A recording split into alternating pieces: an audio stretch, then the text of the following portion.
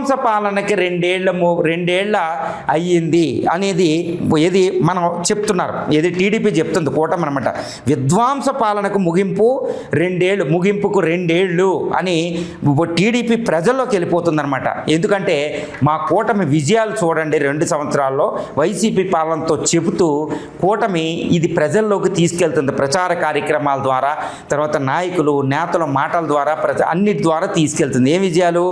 అసలు వైసీపీ పాలన no capital, అసలు విధ్వంసం క్రియేట్ చేసింది. 1 నుంచి 3 క్యాపిటల్ మడం తిప్పి వెళ్ళాడు.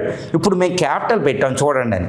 తర్వాత రెండోది ఏమంటుందంటే అసలు పోలవరం మామూలు కాదు, నత్తనడక అవినీతిమయం, కంపెనీలు మార్చడం. చూడండి నా టైంలో పోలవరం ఎలా ఉందో, వైసీపీ పాలన విధ్వంసక పాలన ఎలా ఉందనేది అది చూపిస్తుంది.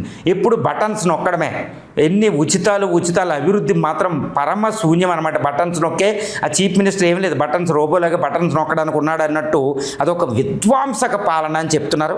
తర్వాత మరీ ముఖ్యంగా తర్వాత గొడ్డలి పార్టీ అనుకుంటూ పేరు పెట్టడం, ఎంతోమంది మీద ఇప్పుడు ఎస్సీ షెడ్యూల్డ్ క్యాస్ట్ అందరి మీద దారుణమైన హింస, ఇవన్నీ ఒకటి. తర్వాత ఒక రకమైన విధ్వంసం సృష్టించడం, అరెస్టులు చేయడం, నాయకులు చంద్రబాబు నాయుడు గారు ఇలాగా అణచివేతలు, ఇంతటి దారుణం వైసీపీ పాలన అంటేనే ఒక విధ్వంసక పాలన, ఒక రాక్షస పాలన అని చంద్రబాబు నాయుడు గారు ఎన్ని లక్షల సార్లు అని ఉంటారో క్యాన్వాన్సింగ్ మళ్ళీ వచ్చిన తర్వాత.